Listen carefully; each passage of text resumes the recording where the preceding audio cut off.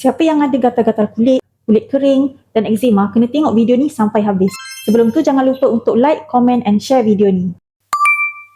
Divinus Mugwort Shower Gel ini adalah gel mandian campuran mugwort, aloe vera dan minyak jojoba yang bukan sahaja berfungsi untuk membersihkan, malah mampu untuk menyihatkan kulit. Nak tahu tak kelebihan dia?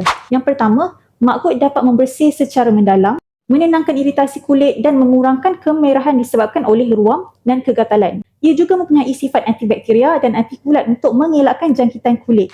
Yang kedua, aloe vera. Ia berupaya untuk menyembuhkan luka kecil kerana sifat anti radangnya yang dapat menenangkan kulit yang terbakar dan memberikan kelegaan untuk penyakit kulit seperti eczema dan psoriasis. Ia juga boleh melembabkan dan menyuburkan kulit, mencegah kekeringan.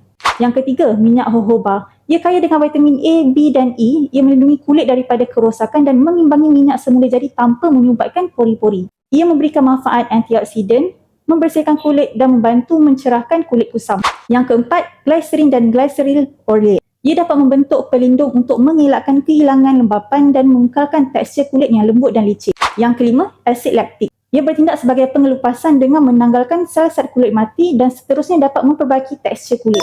Untuk siapa boleh pakai Mugwort Shower Gel ni? Yang pertama, ia sesuai untuk semua peringkat umur daripada bayi hingga dewasa. Yang kedua, ia juga boleh digunakan oleh semua jenis kulit iaitu individu yang kulit sensitif seperti eczema dan psoriasis, mereka yang ada gatal-gatal kulit, mereka yang berkulit kering, mereka yang berkulit badan berjerawat, mereka yang mempunyai tona kulit kusam dan tidak sekata, mereka yang berkulit kasar atau bertekstur seperti chicken skin or strawberry leg. Ia juga boleh digunakan sebagai mandian harian. Individu yang aktif sangat sesuai untuk kegunaan selepas bersenam atau physical activity. Terakhir sekali adalah traveler kerana saiznya sangat convenient untuk dibawa ke mana-mana sahaja. So, bagaimana pula dengan cara pemakaian? Sapukan gel mandian pada kulit dengan tangan anda, urut perlahan pada kulit dengan circular motion selama kira-kira 30 ke 60 saat. Kemudian bilas dengan bersih. Boleh dapatkan Divinus Mugwort Shower Gel ni di mana-mana farmasi Kaisar ataupun di online shop kami.